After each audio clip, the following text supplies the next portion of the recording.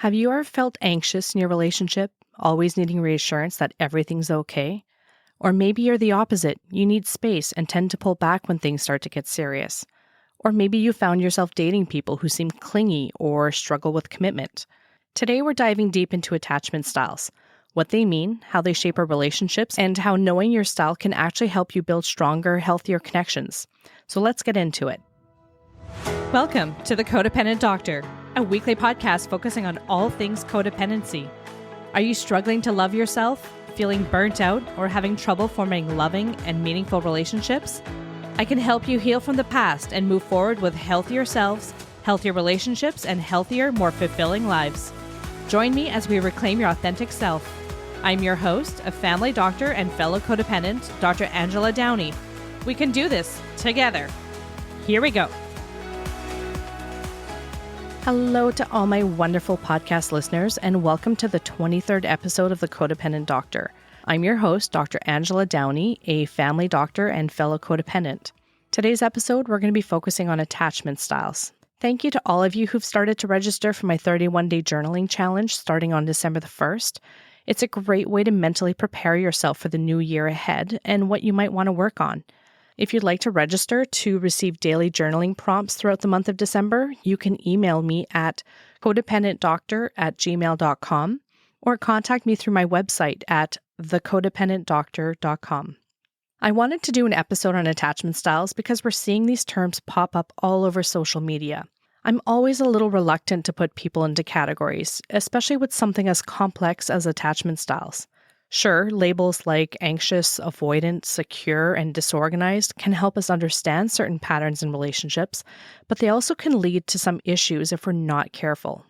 These labels can oversimplify who we are. We're complex beings, and our relationships are complex as well.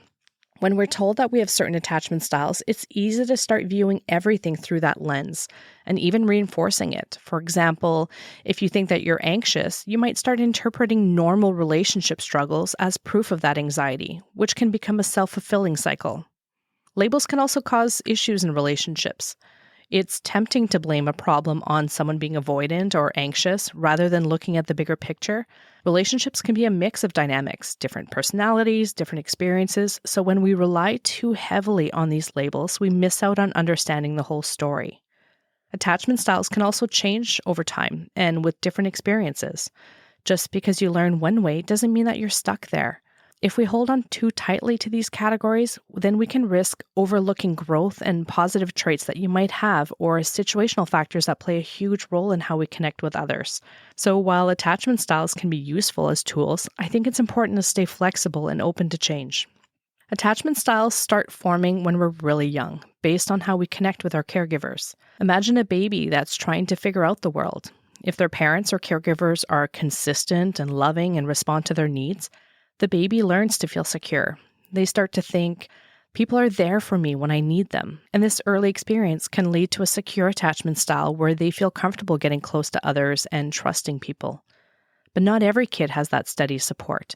Some kids grow up with caregivers who are sometimes there, but sometimes not, like a bad Wi-Fi signal that's almost good enough. Sometimes it's strong and dependable, and other times it just flakes out and disappears.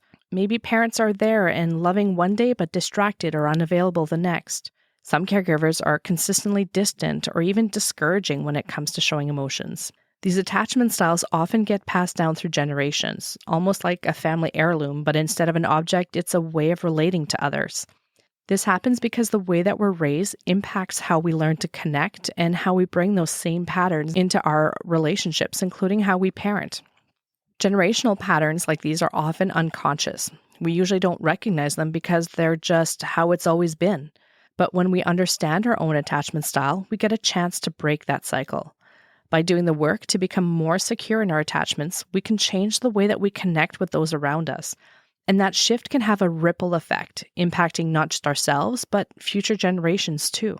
Attachment styles were first developed by John Bowlby, who figured that the way that we connect with our caregivers as kids will impact how we relate to others later on. In the 1970s, his student, Mary Ainsworth, ran an experiment called Strange Situation, where she observed how babies reacted when their moms left and when they came back. And it's based on these babies' reactions that she identified 3 main attachment styles: secure, anxious, and avoidant. Later on, researchers added a 4th style called disorganized, and this was for kids who showed a mix of anxious and avoidant behaviors, usually due to inconsistent or unpredictable caregiving.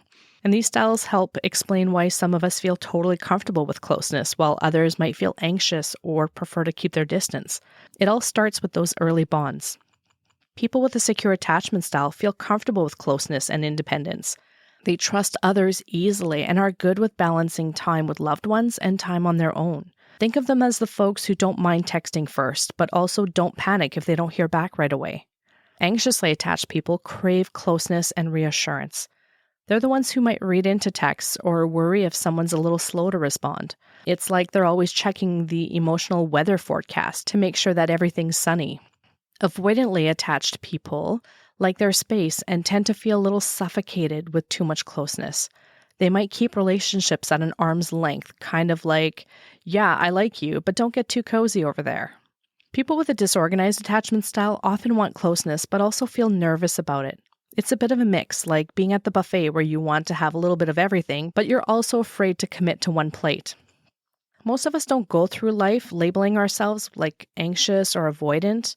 We're just doing the best in our relationships and dealing with the ups and downs, sometimes feeling like things are chaotic and wondering why certain patterns keep repeating themselves. Maybe we keep finding ourselves with people who pull away when we try to get close, or we feel uncomfortable when a partner gets too emotionally invested. Often we don't connect these experiences with anything deeper. We just think, why doesn't this ever work out for me? Deep down, most of us want a secure and steady relationship where we feel comfortable with closeness and independence. We crave that balance, but don't always know how to achieve it, and getting there can take some time. For some, it might feel like being secure is out of reach and it's only something that other people get to experience. But the truth is, understanding our attachment style and where it came from can be the first step in moving towards that balance. When we start to explore our attachment patterns and look back at how we were raised, it can be a huge aha moment. Our early experiences shape the way that we approach relationships. If you grew up with parents and caregivers who were inconsistent, sometimes warm and sometimes distant, you might find yourself gravitating towards people who give mixed signals, trying to earn their attention. Or if closeness was overwhelming or even discouraged as a kid, you might instinctively pull back in adult relationships, maybe without even realizing it. Knowing your attachment style isn't about boxing yourself in. It's about gaining insight. Once you start recognizing why certain patterns keep showing up, it's easier to figure out what might help you feel more secure. For example, if you're more anxious, it might help to set boundaries around communication to give yourself space to breathe before reacting. If you're avoidant, it can be about learning to share more with someone you trust so that closeness starts to feel more natural. Achieving that secure, balanced relationship we all crave doesn't happen overnight. It's a process of small, steady changes and learning to trust, to set boundaries, and to know that it's okay to ask for what you need. The great thing is, by understanding our attachment style, we can begin to shift these patterns and make changes that help us connect more deeply and authentically. With time and self-awareness, we can move closer to having the healthy, secure relationship that we want.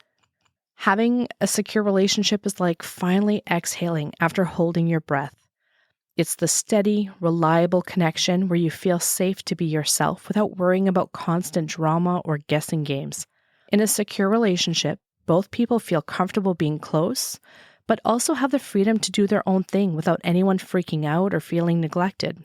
Imagine being able to say, I need a night to myself without worrying that the other person is going to be hurt or offended.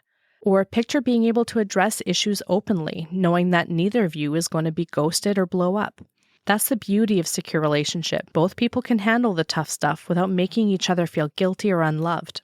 In a secure relationship, there's a natural balance. You genuinely enjoy spending time together, but you'll also have your own lives, hobbies, and friends. There's no clinging or pushing away.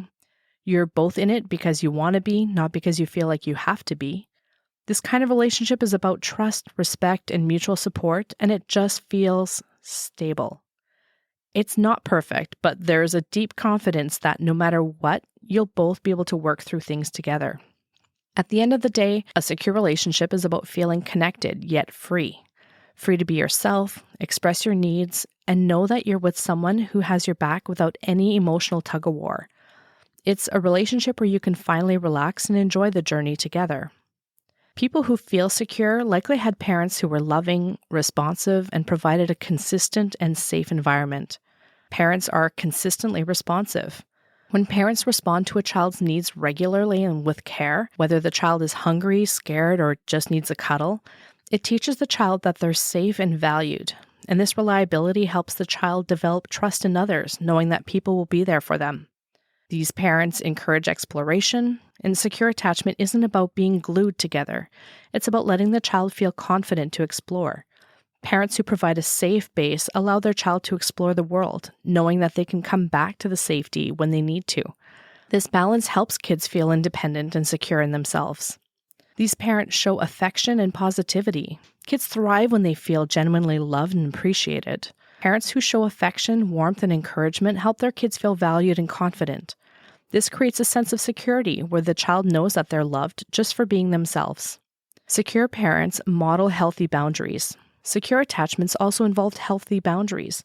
Parents who respect their child's feelings, allow them to express themselves, and model respectful interactions are teaching them that boundaries are okay and that relationships don't have to be all-consuming.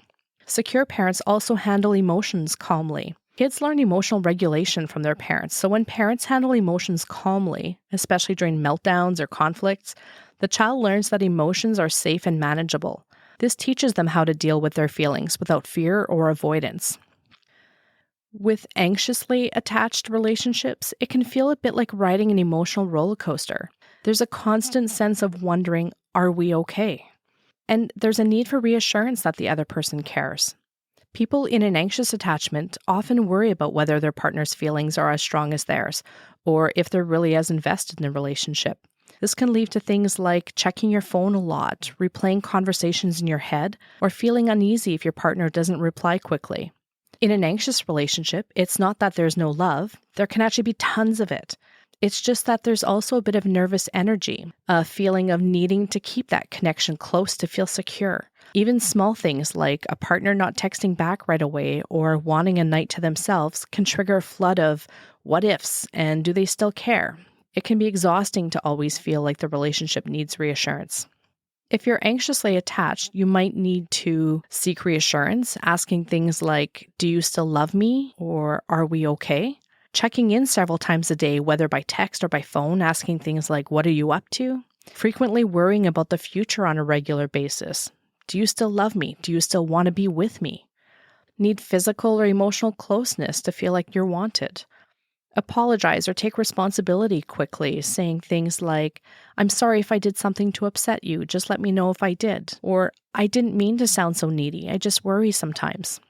The upside to anxiously attached people is that they're often deeply caring, emotionally tuned in, and very committed. They genuinely love being close and put a lot of effort into making their partner feel valued. The challenge, though, is learning to feel secure without needing that constant validation from the other person. When this need for reassurance becomes overwhelming, it can lead to codependent behaviors, where someone's sense of self-worth relies heavily on their partner's approval. In codependency, this deep desire to feel close and valued can turn into a pattern of putting their partner's needs above their own, making it difficult to set boundaries or maintain independence. Anxiously attached people might find themselves overly focused on keeping the peace or avoid conflict, which can create a relationship where they feel more responsible for their partner's happiness than their own.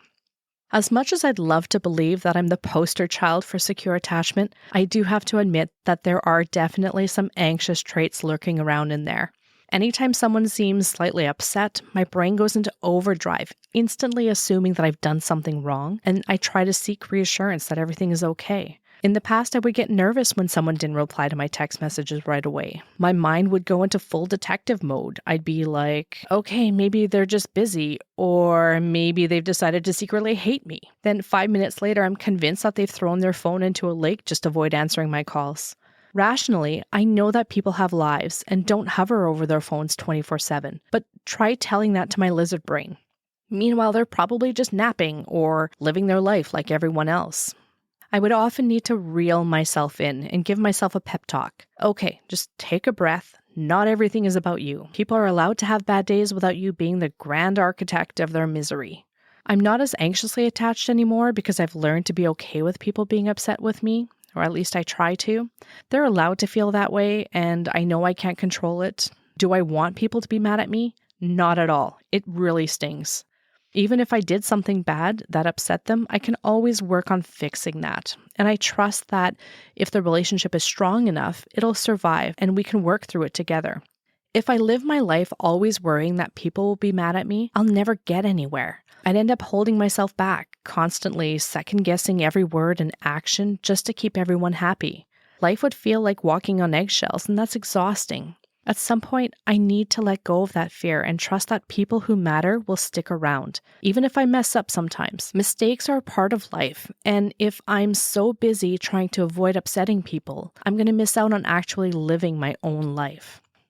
Anxious attachment often develops when a child experiences inconsistent caregiving, where their parent or caregiver is sometimes responsible and attentive, but other times distant or unavailable. This unpredictability can create a sense of uncertainty and anxiety in the child. It's important to remember that parents who might be creating an anxious attachment style in their children were often raised the same way. They likely experienced inconsistent love and support themselves, so they learned to approach relationships with a mix of closeness and uncertainty. Without realizing it, they might be passing down those same patterns and feeling unsure about how much support to give or unintentionally relying on their children for emotional reassurance. These patterns can be really hard to break, especially when they feel normal based on their own experiences in growing up. We don't know any different. Anxiously attached parents might have inconsistent responsiveness. When the parent is sometimes very attentive and nurturing, but other times distracted or emotionally unavailable, the child learns that love and support are unpredictable. This inconsistency can lead the child to worry about whether their needs will be met, making them more anxious about closeness and connection. Anxiously attached parents may be over-involved and dependent. Parents who are overly involved in their child's lives, constantly checking in or showing intense emotional reactions to the child's ups and downs, can create a sense of dependency. The child might grow up feeling responsible for their parents' emotions and struggle with boundaries, leading to an anxious attachment where they fear letting others down or being left out. The parent might be emotionally unpredictable. When a caregiver's emotions fluctuate frequently, perhaps being loving one day and withdrawn the next, the child might become hyper-alert to the caregiver's mood, trying to adapt to fix things to get the caregiver's affection. This dynamic can make them anxious and unsure in relationships, always seeking reassurance. The parent may use guilt or pressure. If a parent uses guilt to influence their child's actions, like, if you really loved me, you'd stay home with me, or after all I've done for you, fill in the blank, the child might learn to associate love with obligation. This can lead to anxiety in relationships as an adult, where they feel they must earn love or constantly seek validation. Parents might have unclear boundaries. If a parent has unclear or overly blurred boundaries, such as relying on the child for emotional support, the child might grow up feeling insecure about when and how to be independent. This can create an anxious attachment style where they're unsure if it's safe to be themselves or if they must prioritize the needs of others to maintain closeness.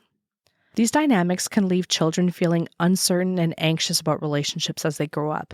It leads them to crave closeness while fearing abandonment or rejection. This attachment style is rooted in a desire for security and stability, but often involve a pattern of seeking constant reassurance. On the opposite end of the spectrum is avoidant attachment. Having an avoidant attachment style in a relationship can feel like you're always keeping one foot out the door. People with this style genuinely like being close to others. They just want it on their own terms. They enjoy the relationship, but too much closeness can feel stifling, so they might start creating space when things get a little too cozy. It's not that they don't care, they just find independence super important and need a lot of personal space. They're like the I'm here for you, but I also really like my alone time kind of partner. So while they may love their partner, they're not into being joined at the hip or talking about feelings 24/7. In an avoidantly attached relationship, one partner might reach out for closeness while the avoidant partner gently, or sometimes not so gently, holds them at arm's length. It's like a little dance of I love you, but don't get too close. This dynamic can work, but it takes some understanding. Avoidantly attached people do best when they find ways to open up a bit without feeling trapped. With time and trust, even someone with avoidant tendencies can learn to lean into connection, just at a pace that feels comfortable for them. Avoidant attachment often develops when a child's caregivers are emotionally distant, unresponsive, or if they discourage emotional expression. Avoidant parents are emotionally unavailable. When caregivers are regularly emotionally distant or unresponsive to a child's needs, the child might learn that expressing emotions isn't effective. They start to rely on themselves thinking, I can't count on others for comfort, and they grow up avoiding emotional closeness. Parents might discourage emotional expression. If caregivers discourage or dismiss displays of emotion, saying things like, don't cry, or be strong, or toughen up, the child learns to hide their feelings. This can lead to a pattern of self-reliance and emotional distance as they come to believe that showing vulnerability isn't acceptable. They might have high expectations for independence. Parents who expect their children to be highly independent from a young age, often without the warmth to balance it, can unintentionally foster avoidant attachment. The child may feel pressure to handle things on their own, which can carry into adult relationships as a preference for distance or independence. There is inconsistent comfort and support. If a caregiver is sometimes comforting but often unavailable or dismissive, the child might start to rely less on them and more on themselves. Over time, they learn to downplay their needs, feeling that it's safer to avoid depending on others. In adult relationships, avoidantly attached people often value independence over closeness, and they might struggle with emotional intimacy, even though they still care deeply about others. After listening to all this, you might be telling yourself that you fit either into the anxious category or the avoidant category, but it's important to remember that attachment isn't set in stone. It's more like a starting point to understanding our unique patterns in relationships. These attachment styles aren't life sentences. They're just tools to help us understand our relationship patterns and give us a foundation to grow from. The more we know about our style, the better we can work toward healthy and secure connections. So whether you identify as anxious or avoidant or secure, or somewhere in between, this is all about awareness. Attachment styles are part of who we are, but they don't define us. They're clues that can help you understand yourself and your relationship. No matter where you're starting from, self-compassion and a willingness to learn can help you build the connections that you're looking for. Here are some self-reflection exercises for this week, if you would like to do some journal work. How do I feel about closeness and intimacy in relationships? Do I generally feel comfortable with it, or does it make me feel uneasy? When I feel anxious or insecure in a relationship, how do I usually react? What thoughts or behaviors come up? What qualities did my primary caregivers show me about love and connection when I was young? How do I think that affects my relationships now? Do I find myself needing constant reassurance in relationships, or do I prefer more independence and space? Why do I think that is? What do I look for in a relationship to feel safe and secure? Are these needs being met in my current relationship? When I sense conflict or distance in a relationship, what's my first instinct? Do I pull away? Do I seek reassurance? Or do I try to fix things immediately? How would my ideal, secure relationship look like? What qualities or behaviors would it include? And how can I work towards creating that in my life? I wish you all a great week as you learn to foster a better relationship with the most important person in your life, yourself. I will meet you here next week for another episode of The Codependent Doctor when I'm going to be talking about emotional intelligence. Take care for now.